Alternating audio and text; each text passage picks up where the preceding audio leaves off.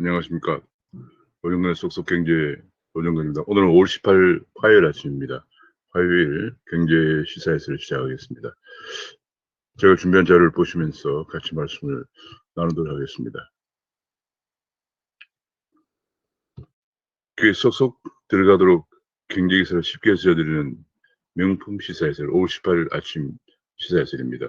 구독과 알림 설정을 눌러주시면 감사하겠습니다. 엊그제 그 AG 아스트라제네카를 접종한 직후에 두통과 오한이 오다가 16일 만에 50대 경찰관이 숨졌다는 보도가 나왔습니다. 지금 이 아스트라제네카 접종의 부작용이 계속 대두되고 있습니다. 큰 문제가 있었습니다. 지금 아스트라제네카 접종이 계속 시행되고 있는 가운데 지금 많은 그 부작용이 나타났는데, 얼마 전 보도에 의하면 한 2만여 명의 부작용이 나타났어. 그 중에서 한 100여 명이 사망했다, 그런 보도가 나왔습니다. 지금 현재 백신이 이렇게 중요한 문제인데, K 백신이 개발돼도 해외에다 뺏긴다, 그런 얘기입니다. 왜냐하면 백신이 말뿐인 백신 주권이고 실제로는 한국산 선구매가 제로다, 그런 얘기 나왔습니다. 이 백신은 거의 자주 있는 것이 아니기 때문에, 이 감염병은 자주 있는 병이 아니기 때문에 백신을 생산하는데 1차, 2차, 3차, 3상을 거치는 과정에서 최소 몇천억 원의 그 비용이 듭니다. 그렇기 때문에 이건 주로 뭐 거의 한 10년 정도, 근데 긴 주기 동안에 한 번씩 팔리는 것이니까, 그러나 굉장히 그 감염병이 이번에 보여준 것처럼 중요한 그런 약이기 때문에 백신을 미리 선구매를 합니다. 그러니까 미리 이제 다음에 백신이 생산되면은 우리가 사겠다고 선구매를 주고, 그 선구매를 한 비용을 대가를 받아서 백신을 개발하고 있습니다.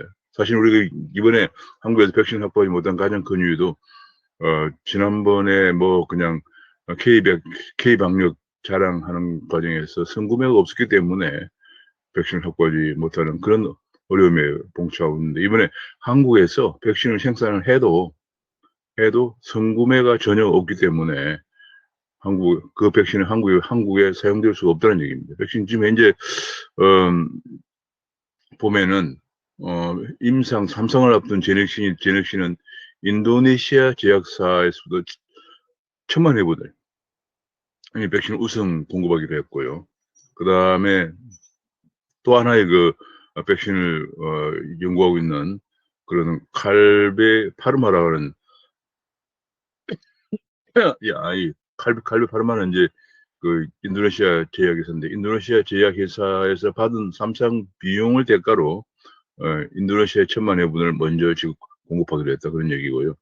SK 바이오사이언스도 14개국으로부터 이루어진 코백스 퍼실리티 산하의 전염병 대응 핵심 연합에서 자금을 받고 있다, 그런 얘기입니다. 그러니까 이게 지금 백신은 이런 그 상당 기간에 걸쳐서 발병하는 백신의 전염병을 예방하는 백신인 경우에는 선구매를 해야 되는데, 한국은 지금 전혀 그러지 못하고 있다, 그런 얘기입니다.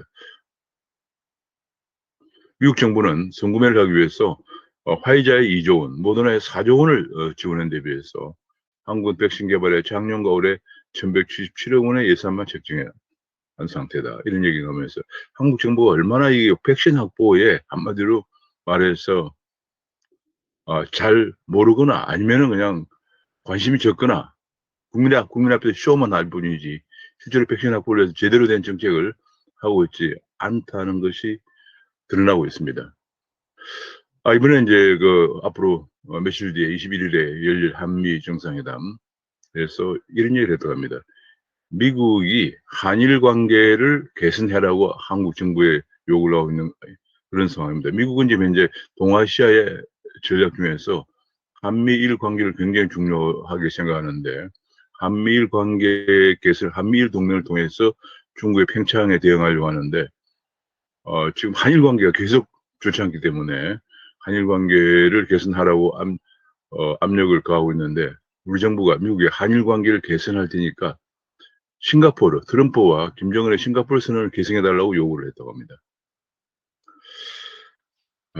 미국은 정말 그 대북 관계가 한일 관계에 종속이 되어 있다 비판을 하고 있고 한일 관계를 개선하라고 하는데 지금 이게 참 어떻게 봐야 할지 참 이게 골치 아픈 그런 상황입니다. 왜냐하면 한일 관계 문제는 문정부 들어서 특히 이제 심해졌는데 박근혜 정부 때 위안부 문제를 타결 한일 간의 합의를 봐서 재단까지 설립했는데 그 재단을 해체하고 다시 위안부 문제를 불거지게 하고 또 그다음에 징용공 문제 뭐 최근에는 그에 따른 지소미아 문제 최근에는 또 일본의 후쿠시마 오염수 방류 문제 뭐 한일 관계에 여러 가지 문제가 첩첩이 쌓이면서 지금 어디 보면은 그런 거와 관련해서 일본을 도둔하거나 일본의 입장에서 이해를 객관적인 심지어 객관적인 입장에서 얘기하는 말에도 심지어는 뭐그 마치 일본에 그 친일을 하는 것처럼 그렇게 막 비판을 하는 심지어는 뭐 그런 얘기까지도 나오는 상황이죠. 그런 상황까지 분위기를 만들어 가고 있는 그런 한국 문재인 정부로 인해서 한일로 일본도 문제이긴 하지만은 문재인 정부의 이런 뭐 그런 것 때문에 더욱더 한일 관계가 악화되어 왔습니다. 지금 뭐 한일 외무장관이 거의 뭐 지금 통화도 제대로 하지 않고 있는 그런 상황인데 미국은 정말 답답한 거죠. 한미일 관계가 개선돼 한미일 동맹이 굳건히 구축이 되어야 중국에 대응할 수 있는데 그래서 그중에 한 축인 한일 관계가 이렇게 악화되고 있는데 이 관계를 개선해 줄 테니까 미국 요구대로 개선해 줄 테니까 김정은과 트럼프의 싱가포르 선을 바이든 보고 개선해 달라 요구를 했다고 합니다. 야 정말 이게 뭐 참 복잡합니다.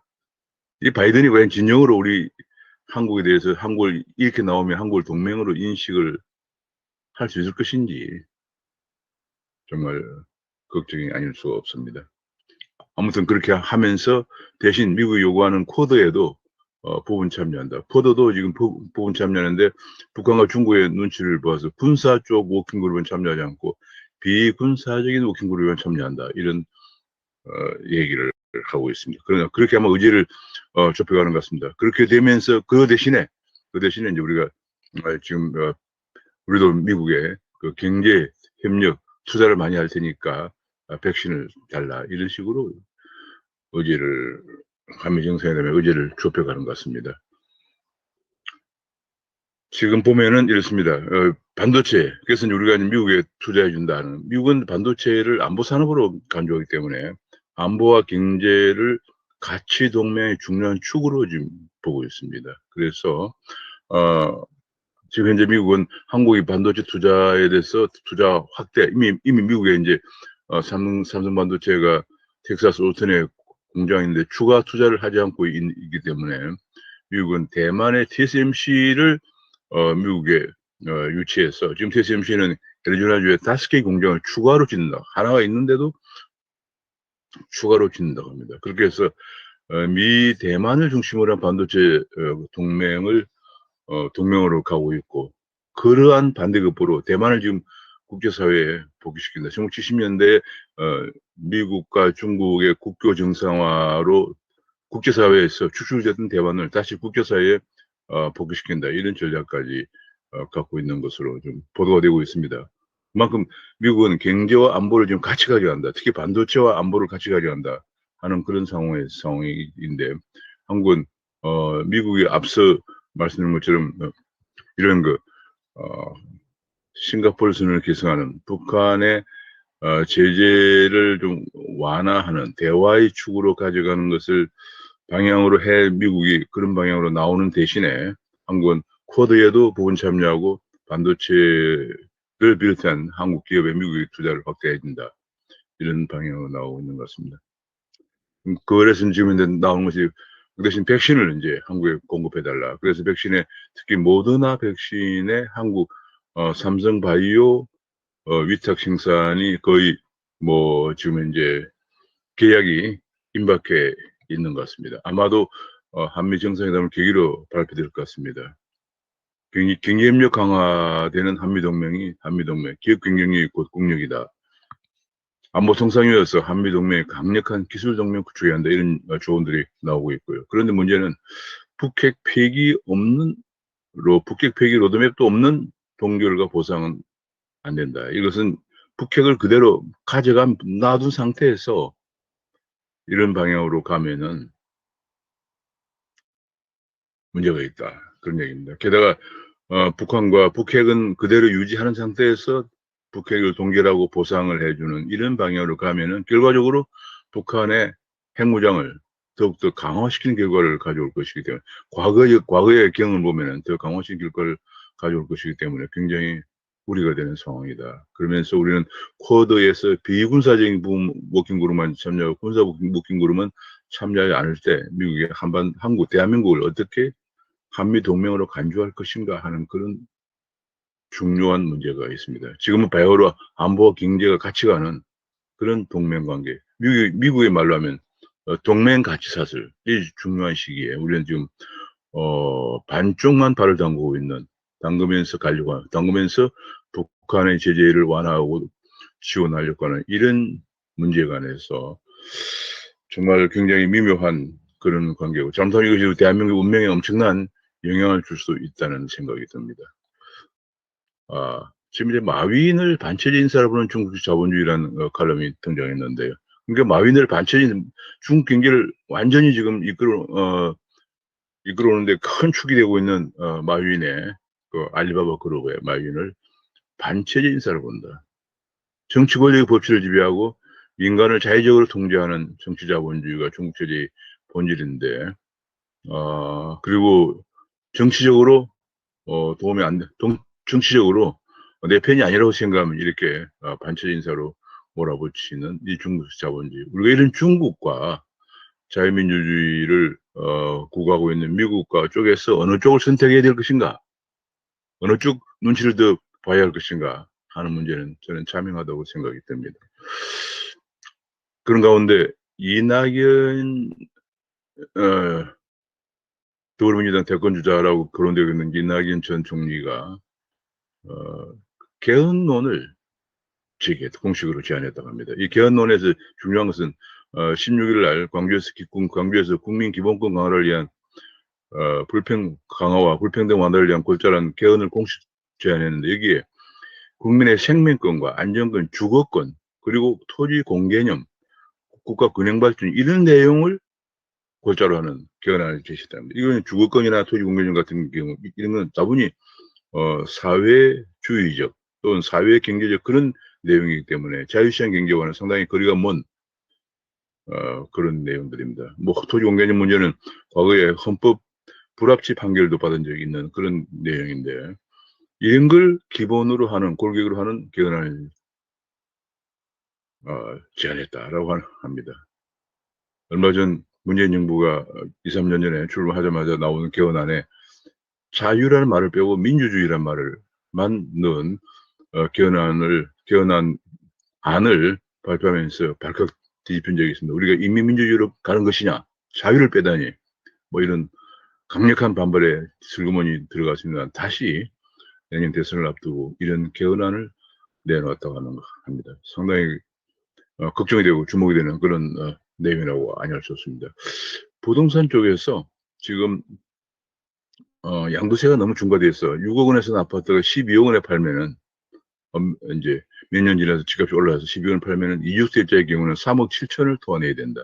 3주택자의 경우에는 4억 3천을 토해내야 된다. 이렇게 되면서 지금 양도세 중과가 내달부터 원래 45%가 에다가 플러스 10% 가산이 되어 왔었는데 이번에 2주택자는 여기다 10%를 더해서 65%의 양도세를 내야 되고 3주택자는 또 거기다가 또 10%를 더 보태가지고 75%의 양도세를 내야 되는데 이것이 다음 달부터 중과제도가 시행이 됩니다. 지금 여당에서도 논의되어 있는 것 중 하나가 이 거래세를 완화해줘야 집이 매물로 나올 것이다. 지금 현재 이런 그 양도세 중과 때문에 많은 가구에서 집을 매물로 내놓지 않고 아예 증여로 가고 있다. 그런 보도가 나오고 있습니다.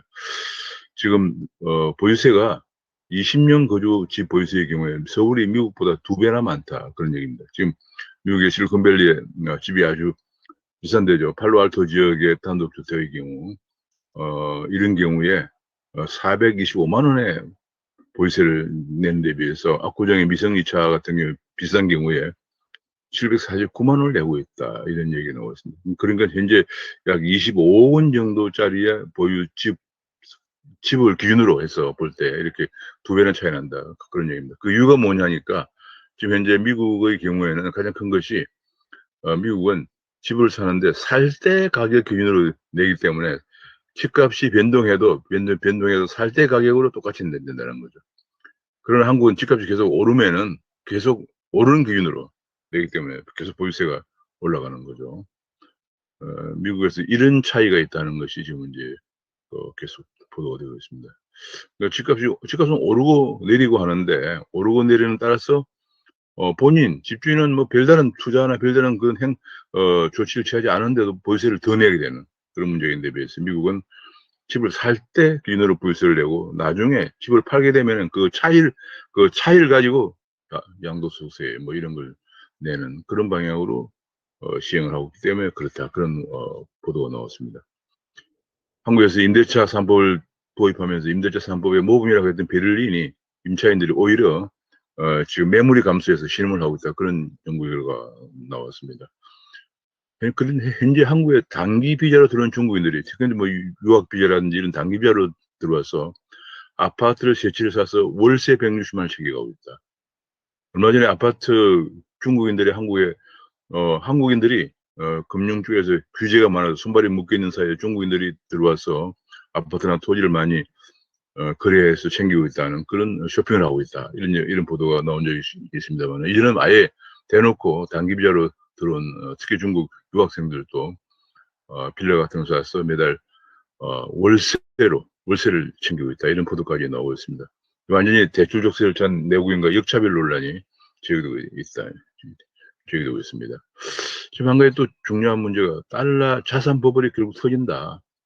그런 공포 때문에 달러를 사모으는 기업이나 가격이 크게 증가하면서 국내 달러 예금이 817억 달러 사상 최대를 기록하고 있다. 석 달 연속 달러 매수가 증가하고 있다. 그런 얘기가 나왔습니다. 지금 현재 미국에서 금리 인상이 임박해 있다는 보도가 나오면서 지금 외화 예금이 크게 증가하고 있는데 4월 말 외화 예금이 948억 달러에 달하고 있습니다.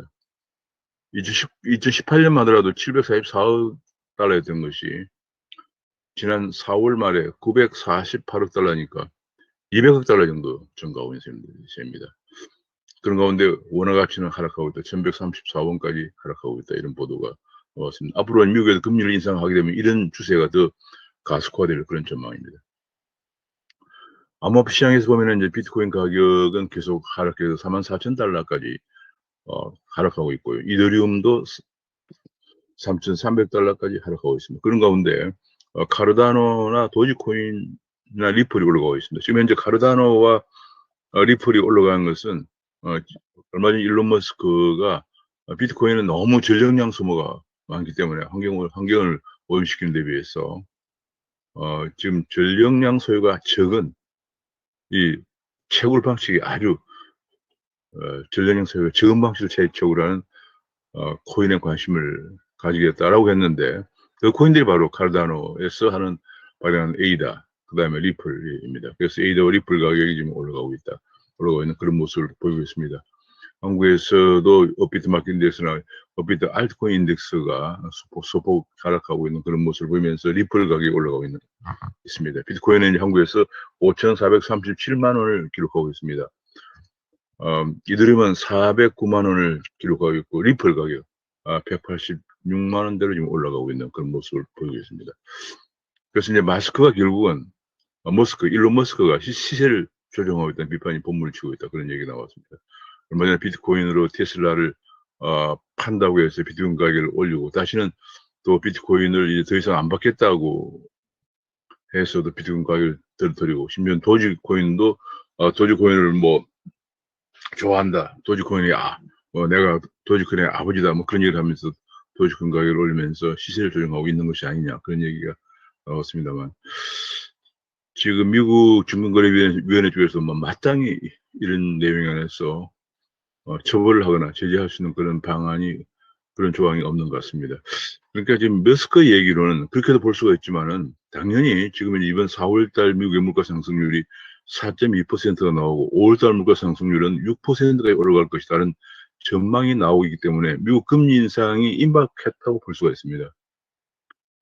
그런 분석이 나오고 있기 때문에 미국 금리 인상이 임박해지면은 코인 가격이 하락할 수밖에 없습니다. 지금 미국 주가나 코인 가격이 작년 3월을 저점으로 해서 올라갔는데, 작년 3월이 어떤 때냐? 바로 미국에서 연방준비제도에서 금리를, 제로 금리를 가져가고 양적 완화를 재개했던 때거든요. 그래서 미국에서 뭐 다우존스나 나스닥이나 코인 가격이 다 일제히 상승을 시작했는데, 이제 반대로 미국에서 금리를 인상하고 하거나 양적 완화를 축소할 가능성이 크게 제기되고 있는 상황이기 때문에, 누구든지 좀 그런 시장 상황을 좀 아는 사람들은 어, 자연적으로 앞으로 코인을 좀 안 받겠다는 것은 너무도 당연한 결론이다, 이렇게 볼 수가 있습니다. 지금 현재 미국에서 주가라든지 코인 가격이 다 횡보를 보이고 있는 이유가 연준의 결정을 노심초사 지금 워치하고 있는 그런 상황입니다. 암호화폐에 이어서 NFT 시대가 도래하고 있다. 지금 이제 암호화폐 시장에서 지금 돌풍이 일고 있는 것이 디파이 금융이고, 그다음에 NFT입니다. NFT non-fungible 토큰이라고 그래서 대체 불가능 토큰이죠. 그래서 옆에 그림에서 보는 것처럼 NBA 히스토리, NBA 중요 장면 같은 거, 이런 것들을 대체 불가능한 블록체인 기반 디지털 영상으로 만들어서 판매하는 것인데, 지금 뭐 많은 예술품이나 이런 영상들을 대체 불가능한 디지털 영상으로 만들어서 판매하는 NFT라고 하는데, 이 NFT가 바로 블록체인 기반으로 한 토큰을 가지고 하기 때문에, 이런 토큰들을, 이와 관련된 이렇게 만드는 디지털 영상을 만들어낸 토큰들을 NFT 토큰이라고 합니다. Non-fungible 토큰, 대체 불가능한 토큰. 이런 NFT 시대가 지금 활짝 개화되고 있다, 그런 얘기고, NFT 연간 거래액이 급증을 하고 있습니다. 지금 현재 달러를 보면 금년 1분기에 지금 34억 2천만, 100만, 600만, 1천만, 1억 3억 4천2백만 달러까지 올라가고 있습니다. 이것이 불과 작년 말만 하더라도 1억 4천1백만 달러였던 것이었고요. 2019년 말에는 4천만 달러밖에 안 되는 것인데, 지금 현재 3억 4천만 달러까지 NFT 거래액이 증가하고 있다, 이런 보도가 나오고 있습니다. 특히 이제 한국에서 암호화폐 거래소가 9월 24일 기점으로 해서 이제 신고를 받을 암호화폐 거래소 요건으로 암호화 정보 인증 체계를 인터넷 진흥원으로부터 받아야 하고요. 두 번째로는 은행에 현금 거래 계좌를 개설해야 되는데, 지금 문제가 정보 인증 체계를 받은 거래소 한 19가지 정도 되는 것으로 발표되고 있습니다. 19가지 정도 지금까지 받았고요. 근데 그 거래 인증 체계를 하는데 굉장히 많은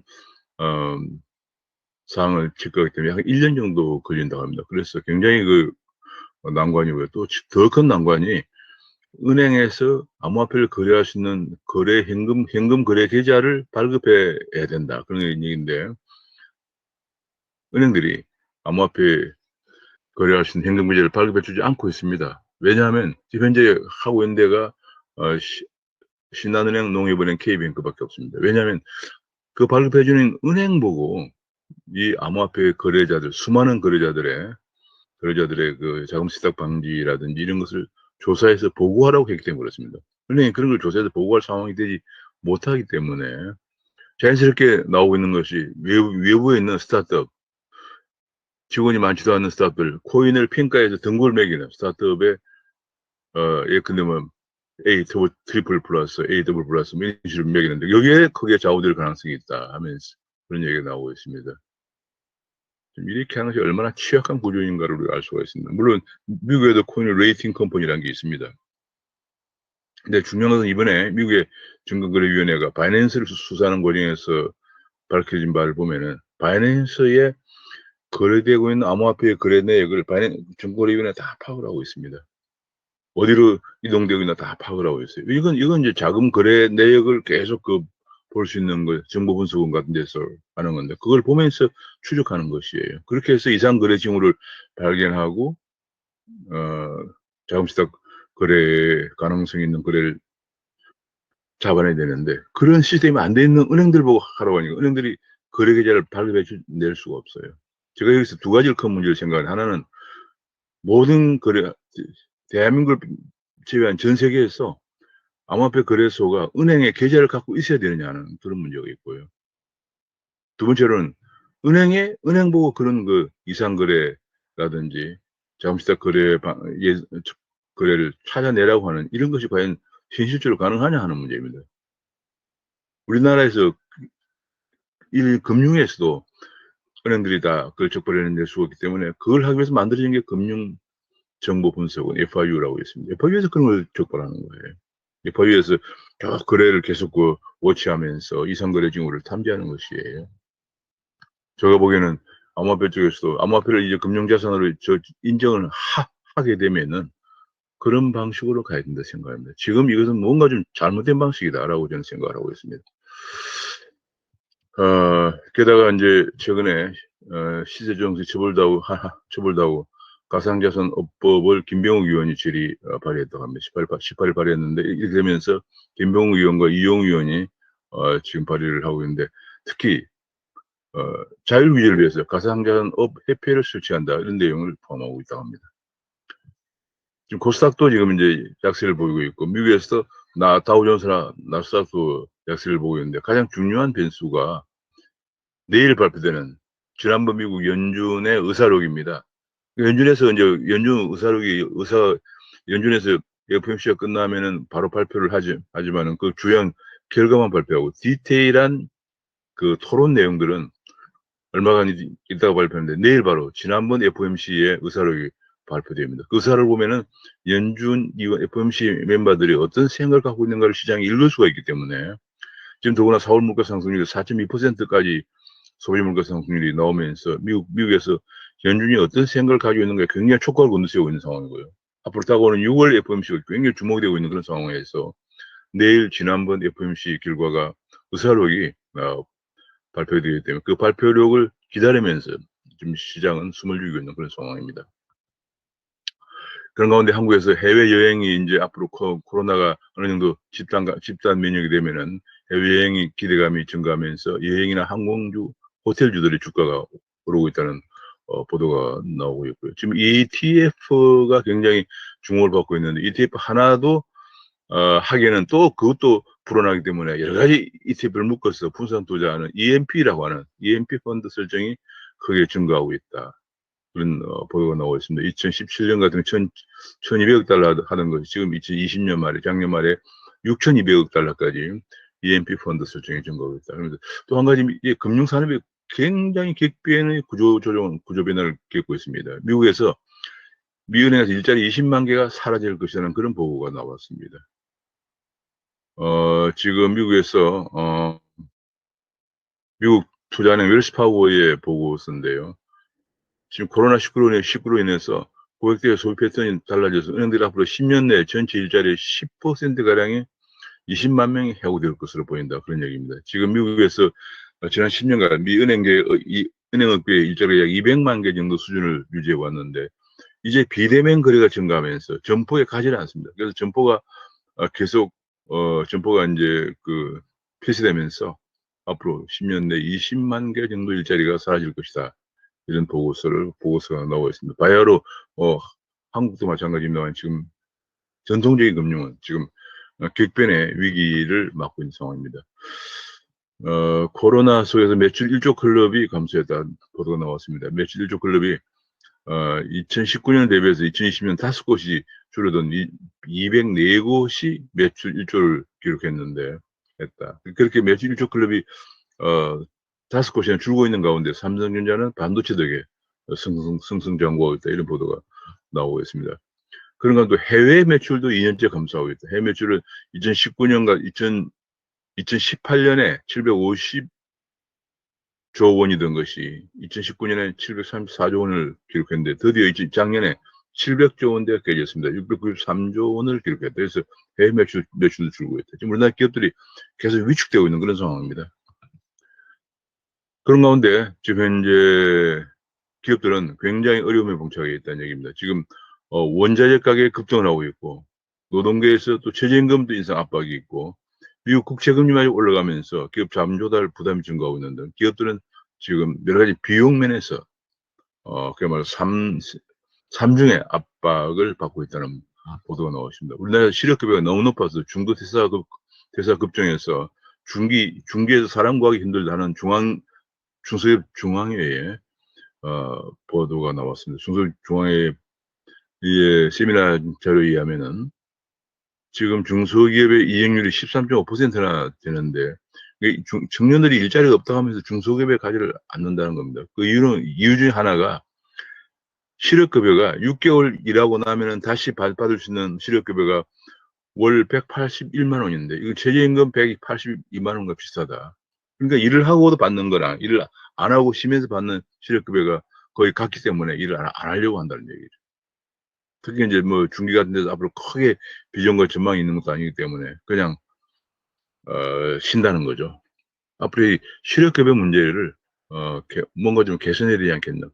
독일에서는 실업급여가 근로 촉진형 실업급여라고 그래서 일을 한 근거가 있거나 일을 해서 약간의 부수가 있거나 아니면 내가 더 나은 직장을 얻기 위해서 연수를 받고 있거나 이런 증명을 제시할 때만이 실업급여를 준다고 합니다. 우리는 그런 것이 없기 때문에 없이 그냥 무조건 주는데 올해 실업급여 월 181만 원을 지급하다 보니까 너무 많아서 일을 하지 않으려고 한다. 그러면서 6개월만 하고 또 실업급여 6개월 받고 또 6개월 하고 이렇게 일을 반복하는 일들이 지금 최근에 크게 증가하고 있다는 보도가 또 나온 적이 있습니다. 어제 드디어 또 다시 문재인의 빚 100% 탕감 공약을 시행하기 위해서 12만 명에 대해서 6천억의 빚을 면제해 준다.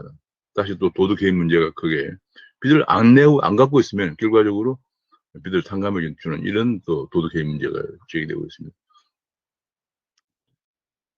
야당에서는 문재인이 슬쩍 기업의 노력에 기업은 아무 지원도 하지 않고 있다. 기업의 노력에 슬쩍 숟가락 얹으려고 하지 마라 하면서 이제 야당에서 삼성반도체를 방문해서 이런 토론을 했다고 합니다. 그러니까 삼성반도체가 지금 정말 한미 협상에서도 결국은 삼성의 반도 중량을 미국에 지어준다는 걸 대가로 해서 백신도 얻어내고 또 백신도 또 삼성바이오에서 위탁 생산을 하게 되고요. 뭐 이렇습니다. 상당히 지금 현재 기업에 그야말로 아무도 지원해 주는 오히려 삼성 부회장을 구속까지 시켜놓고 있는 이런 상황에서 고군분투하고 있는 기업의 업적에 슬쩍 숟가락 얹어서 업적으로 생색을 내려고 하는 이런 부분들이 국내에서도 그렇고 해외 미국과의 정상회담 해외 그 외교에서도 있는 것에 대해서 야당이 질타를 하고 있는 그런 모습입니다. 심지어 한국의 반도체는 용수확보만 1년이 걸리고요. 다른 나라에서는 2년이면 공장을 짓는데 우리는 7년이 걸린다고 합니다. 지금 TSMC가 애리조나에 반도체 라인을 짓는데 미국은 피닉스시에서 도로와 용수 공급에 2,230억 원을 지원까지 해주고 있습니다. 근데 삼성전자가 핀텍 캠퍼스 송년건설에 지상으로 하지 못하게 온갖 주민들이 온갖 반대를 하는 바람에 지화하는데 750원을 냈고 SK 하이닉스는 송전망 구축에 5천억 원을 낸다고 합니다. 그러니까 계속 막 지역에다 떼법에 돈을 내야 되고요. 또 반대 시간이 걸리고 해서 게다가 그래서 우리나라 반드시 공장을 하나 짓는데 7년씩 걸려가지고 어떻게 해야 되겠느냐 이런 얘기들이 좀 나오고 있습니다. 정말 그런 가운데 차량 반도체가 보릿고기가 현실화되면서 4분기나 가서 차량용 반도체 쇼티지 현상이 풀릴 것이다. 그런 보도가 나오면서 현대차 울산 공장이나 기아차 소화리 공장 등이 다 일시 가동을 중단하고 있다. 이런 보도가 계속 나오고 있고요. K바테리라고 하지만 사실은 지금 너무 밀리고 있다. 중국과 일본에 밀리고 있다. 그런 얘기를 하고 있습니다. 지금 일본에 대해서는 지금의 여기 나온 중 하나가 소재 가격은 중국에 밀리고 기초기술은 일본에 밀리는 그런 K배터리의 현실을 지적하는 보도가 나왔습니다. 우리가 지금 그 소재나 가격 파텔에 들어가는 원자재에 대해서 심지어는 해외 자원개발조차도 적폐로 몰아서 매각을 하고 있는 그런 상황에 대한 소재의 대중 의존도가 거의 88, 90%에 달하고 있다는 얘기가 나왔고요. 게다가 또 기초기술은 우리가 굉장히 빈약하기 때문에 일본에 계속 의존하고 있는 그런 정말 허약한 그런 모습을 보이고 있습니다. 보면은 소재 같은 경우에 시장 점유율이 중국이 뭐 단연, 양극재, 음극재, 분리막, 전액, 전연, 단연 앞서 있고요. 한국의 비중은 아주 미미한 상황입니다. 심지어는 뭐 전액 같은 경우는 8%밖에 안 되는, 음극재도 8%밖에 안 되는 그런 상황입니다. 그런 가운데 미국의 반도체를 투자하려고 하는 이번에 한미 정상회담에 굉장히 중요한 한미 관계에서 굉장히 중요한 삼성전자의 미국 반도체 경영 투자에 한국 이제 반도체 휴업 투자하고 해야 되는데 또 미국의 현대차도 미국에다가 전기차 공장을 짓는다고 하는데 미국의 전기차 공장 8조 원 들여서 짓는 전기차 공장 투자에 현대차 노조가 반대하고 있다고 합니다. 국내 공장을 우선 투자하라고. 그리고 반도체 공급 부족에 따른 휴업도 반대한다. 아니 공장이 반도체가 없는데 뭐 어떻게 합니까? 우리나라 금속노조, 자동차 노조가 금속노조, 민노총 산하의 금속노조인데 금속노조의 강경성은 뭐 타의 추종을 불허하는 상황입니다. 노사 관계 혹은 노동 환경과도 다른 기업의 경영적 판단으로 인해서 해외에다 투자하는 것조차도 이렇게 반대하고 있습니다. 게다가 또 산림청에서는 30년 넘은 나무를 탄소 흡수가 떨어진다면서 베어내고 있다. 그런 얘기입니다. 이게 지금 뭐 말도 안 되는 건데 네이처지에서는 오래된 나무가 더 많은 탄소를 흡수한다는 그런 분석 보고서가 나오고 있는데 지금 문재인 정부의 탈탄소 코드에 무리하게 맞추려고 지금 30년 넘은 나무를 잘라내고 있는 그런 문 대통령이 강조한 2050년 탄소 중립 정책 목표에만 매진한 나머지 나무 숲의 다양한 공략 가치를 고려하지 못하고 잘라내고 있다. 이런 문매를 지금 맡고 있는 상황입니다. 좋은 없는 일들이 계속 벌어지고 있습니다. 게다가 녹색금융에서 원전을 뺀다 하는 것이 또 드러나고 있습니다. 녹색 금융이라고 하면서 전 세계가 원전 없이 탄소 제로는 불가능하다고 선회하고 있는데 한국은 지금 마련 중인 한국형 녹색금융 분류 체계에서 원자력은 아예 제외시키고 있다. 그러니까 녹색금융을 제공하지 않는다는 얘기죠. 전 세계적인 추세와는 정반대로 나오고 있다. 그런 비판이 나오고 있습니다. 더욱 어처구니 없는 것 중 하나가 이 정부에서 세종청사에 발령이 나면은 생활이 불편하기 때문에 세종청사에 특공이라고 그래서 공무원들에게 특별 분양을 해주고 있습니다. 뭐 그 특별 분양 받은 것을 팔아서도 차익을 챙기는 바람에 이번에 장관 후보자도 국회 공청회에서 논란이 되고 했고요. 심지어는 뭐 홍남기 부총리도 세종시에 특공을 분양받아서 차익을 챙기는 그런 일들이 있었는데 문제는 대전에 청사가 있어서 세종에 갈 필요도 없는 관세평가분류원이라는 데서 2015년 청사를 건립해서 거기에 지금 대전에 청사가 있기 때문에 세종에 갈 필요가 없죠. 그래서 청사를 건립했는데 1년째 지금 청사 등등비어 있고 거기 간다고 해서 41명에게 특공을 특별 분양을 받아서 41명 수억씩 챙긴 이런 사건들이 벌어졌습니다. 도대체가 이게 우리나라 공무원들 지금 어떻게 어느 정도로 이게 정말 특권을 혜택을 누리고 부패하고 있는지 정말 이걸 보면서 어이가 없다는 생각이 듭니다. 민주당 송영길 대표 민전에서 20대와 대담해서 20대 초청 간담회를 했는데 거기서 이때에서 최근에 요즘은 20대 중에서 민주당 지지하냐 하는 비하의 표현이 있다는 그런 얘기를 했습니다. 얼마나 민주당이 잘못하면은 민주당을 지지해왔던 20대까지도 이런 얘기를 하겠습니까? 게다가 오늘이 5.18 41주년입니다. 역사에 정답이 없다던 민주당이 여당이 되니까 툭하면 외국처벌법을 내놓는다. 그 외국처벌 예를 들면 5.18 민주화 특별법. 그라고 해서 5.18 민주화 운동을 부인, 배방, 왜곡, 날조할 경우 5년 이하의 징역 또는 5천만 원 이하의 벌금에 처한다. 역사 왜곡 금지법. 4.16 세월호 참사 등에 관한 사실을 부인한 또는 축소 왜곡하거나 허위사실을 유포할 경우 처벌한다. 역사 왜곡 방지법, 우길기 사용 등 일제를 찬양하거나 공호하거나 그럴 경우에 최대 10년 이하 징역행 또는 2억 원 이하 벌금을 처한다. 역사 문제를 급히하면은 이렇게 법으로 다스리려고 합니다. 역사 문제는 역사가 평가하는 것이죠.